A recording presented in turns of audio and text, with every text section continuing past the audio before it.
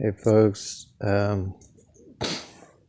back with ancient cosmography. So this is like the 30,000 year old, or I don't know, it's between 15 and 30,000 years old painting from Lascaux in France. And so it's part of an overall painting that seems to depict the entire area around all the major islands off the southwest coast of Asia.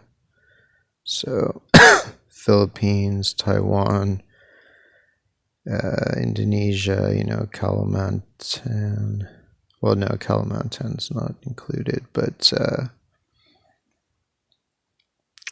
yeah, Australia, Papua, part of Indonesia, and then the Philippines, and then Taiwan. Although these are set at an opposite orientation to this, so I had to flip these retrograde to match it. But that's actually was a traditional practice among the ancient prehistoric map makers of making certain figures retrograde or prograde, especially if they're going to be interacting with each other in a painting, like they're facing towards each other, so they just flip them over to face that way. But one thing I think I may have been wrong about was I was thinking that his legs, I mean, I'm still not sure really, but I was thinking his legs were this peninsula called Papuan Peninsula, and also called Bird's Tail Peninsula. But now I'm thinking that actually this, I was thinking that Dalek Island was his phallus, but now I'm thinking it could be this whole thing there. And so that basically this is him prograde, or this is it prograde. And this is retrograde in this. But so yeah, that would be that this is his penis and his legs are New Britain and his feet are the Solomon Islands there. So, because that would match the fact that it would match the fact that his penis points forward as opposed to up. If it pointed more up, that would match better with Dolik, because Dolik points up. Also, the fact that it points the same direction as his feet and is the same length as his feet would match if this is his penis and these are his feet, because like from here to here and from here to here is similar length, and that they're the same, they're parallel to each other in their angle. And that's pretty much true, that this, Papuan Peninsula is parallel to the Solomon Islands shape, of the overall archipelago.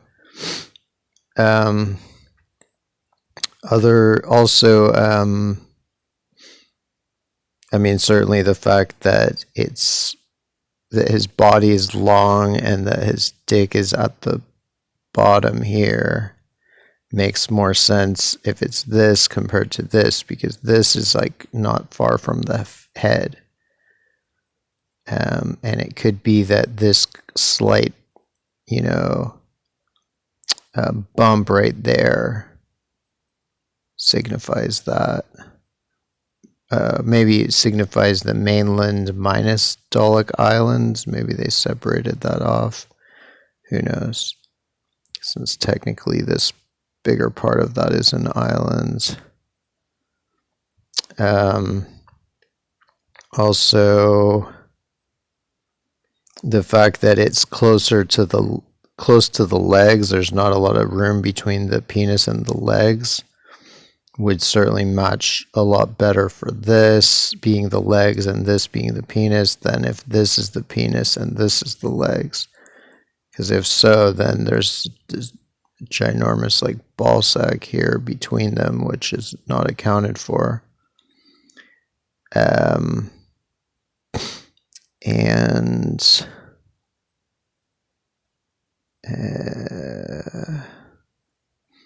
So yeah, and then on the back kind of matches more like this part would be like right here, and then I mean just all together I'm now leaning towards this as what it really represents. And then his arms, may represent a bunch of different islands pretty far afield since his arms are pretty long. Maybe these islands up here and some islands over here or something. Over here it can certainly include these islands, but it seems like it goes further afield. So yeah, this is my updated theory on Lascaux's Birdman avatar.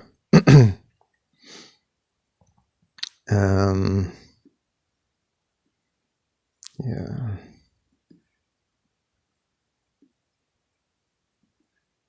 And see, I was reading in my last video some of this stuff about Finn McCool, and Finn means white, and Finn is a giant who is part of the Celtic lore of the British Isles, and so I suspect that Finn is Britain itself, and maybe in some instances might include Ireland as well, but that he may generally be this, Britain as this type of avatar, as seen in the Hierakonpolis Tomb 100 map, where Britain is just a big giant. And because the White Cliffs of Dover that are like around here, I think a lot of the coastlines of Britain are white and grayish and whatnot because of the exposed limestone. So in Egyptian, he's called the white-haired one, and in the Celtic, he's called basically also the white-haired one. He's called Finn McCool, but he's associated with being white-haired, and there's even a story about how his hair turned white. And then in Greece, he was called Albion, which means white. And like in the story of Odysseus, I guess, he has to travel past the White Rock to reach the underworld. So I think that's Britain, which is, basically the last major landmass that you would pass going from Europe to America, in the most direct route, which is northwest island hopping. So I don't want to read all this again, but I'll try to find the main points. Let's see.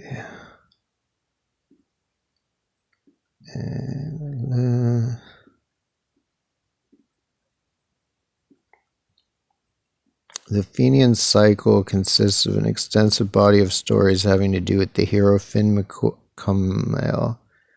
often, I guess anglicized to Finn McCool, and his band of men, a warring and hunting organization known as the Fian. So that means basically the white. Like, he's white, they're white, so they're like, Britain. I think they're just various avatars of Britain. The cycle is attested in the earliest surviving stratum of Irish vernacular, secular literature, and grows in importance and stature throughout the Middle Ages. Finn is both a warrior hunter and a poet. And the adventures he and his men undertake often bring them into the contact with the non-Christian other worlds of Irish tradition. So that would be like America, the other world, the underworld, which he's near to compared to other European land masses. So this is the Fenian cycle. That's the name for all the traditions regarding Finn McCool.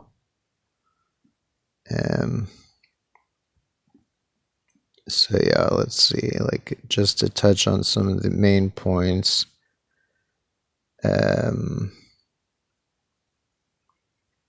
Eof, by druid spells and witchcraft, put upon each of the children the form of a pure white swan. Eof bade the children bathe and swim in the lake, and they did so. So I think that's referring to Britain.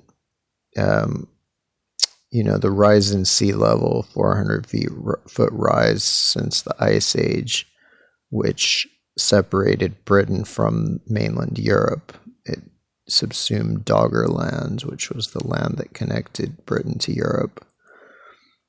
And in the Egyptian, it refers to the four gods who rose from Uto. So I think Uto might be Europe, and some of the depictions of Uto look like Europe. So that would be the same as these four white swans being the British Isles, being separated and bade to swim in the lake, as opposed to being part of the mainland. So the lake being the ocean. And they did so. Then Eof, by druid spells and witchcraft, put upon each of the children the form of a pure white swan, and she cried to them, "Out on the lake with you, children of Lear. Cry with the waterfowl over the mere, breed and seed of you ne'er shall I see, woeful the tale to your friends shall be." Then the four swans turned their faces towards the woman, and Fionnuala spoke to her and said, so that's, Fionnuala is either all four swans or one of the four swans, but it also is from the same etymology, meaning white in Gaelic. Evil is thy deed to destroy us thus without a cause, and think not that thou shalt escape punishment for it. Like, these types of stories about changes in, the rise of sea level can be found around the world. There's, like, in Siberia, there's stories like this explaining how Shumshu Island was separated from Kamchatka Peninsula, thousands of years ago. There's also the stories about, Sri Lanka becoming detached from India, which, there's a lot of these types of stories everywhere. So Fionnuala, evil is thy deed to destroy us thus without a cause, and think not that thou shalt escape punishment for it. Assign us even some period to the ruin and destruction that thou hast brought upon us. I shall do that, said Eof, and it is this: in your present forms shall ye abide, and none shall release you till the woman of the south be mated with the man of the north. So that's probably something celestial, but I'm not sure what it is. 300 years shall ye be upon the waters of Deriva, 300 upon the straits of Moyle between Arran and Alba. So Arran being Ireland and Alba being Britain, which means white.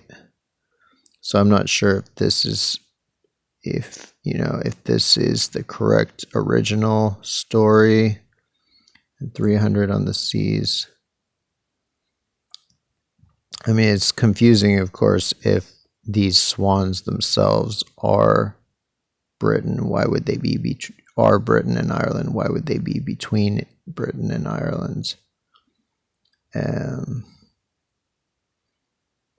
That's a question, but 300 in the seas, and then shall the enchantment have an end. Upon this, Eof was smitten with repentance, and she said, since I may not henceforth undo what has been done, I give you this.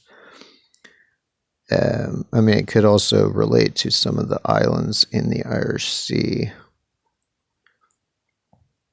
Then, let's see.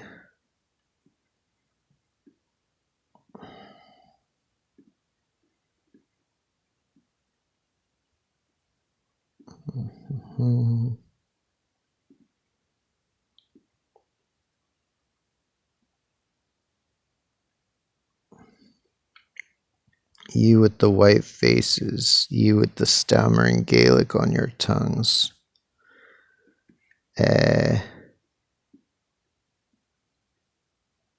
Yoked her horses. Okay, let's see. So, and one of the major stories of Finn McCool is when he touches a fish with his thumb and then puts his thumb in his mouth. It's called the fish of wisdom, and the thumb of wisdom, or maybe, and he touches it to his tooth. So I think this could be the fish, or it could be the outer Hebrides above him. But this seems to be his thumb. This seems to be his face. This may also be his thumb. So kind of an action shot of here's his thumb here, here's his thumb here, and here's his tooth that he touches the thumb to. So, it's just like a little story to memorize the geography of Britain, of Scotland. And let's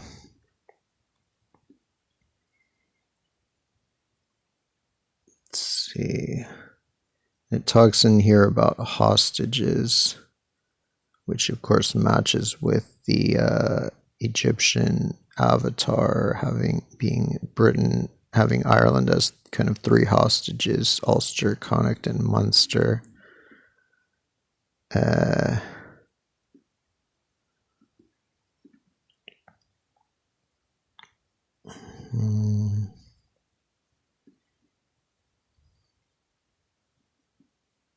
They yoked her horses, and even yoking her horses is a similar concept.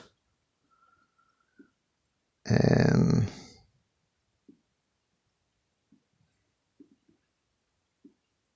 see. Well, this just show really quickly is unrelated, but I was showing before that I think that these avatars of Papua, that the wide arm here on the Hierakonpolis version is probably Dahlak Island itself, and the thinner arm is probably this peninsula alongside it, and then this island here is probably this island there.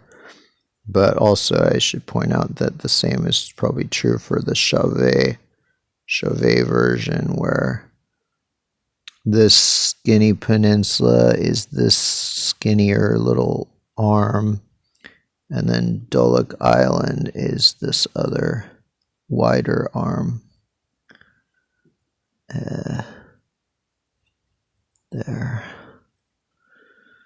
So there you go, something.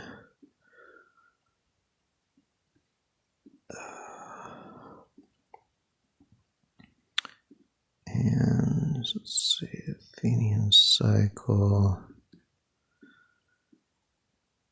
And, it seems that some people have related this story of the Red Hand of Ulster to Finn McCool, and that,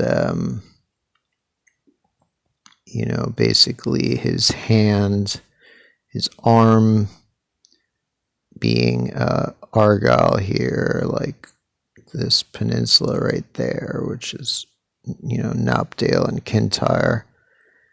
And then the Red Hand of Ulster, like in the story, the giant cuts off his left hand and throws it at Ireland, and it lands on the Ulster coast, and it's red. So I think that his hand is the reddish hills of Antrim and this kind of coastline that's shaped like a mid or like a hand somewhat, like with a thumb here and,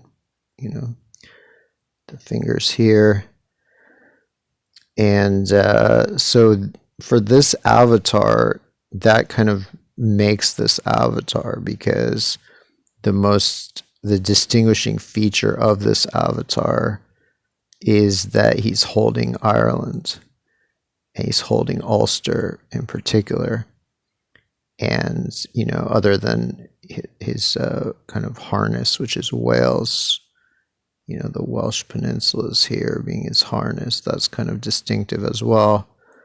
But the most distinctive part is his arm, which is being Argyll, the land of my mother's ancestors, the Campbells, and then his hand being Antrim, which is the land of my father's ancestors, the Malars. And so yeah, Jura and Isla are probably the right hand, which threw the left hand at Ulster.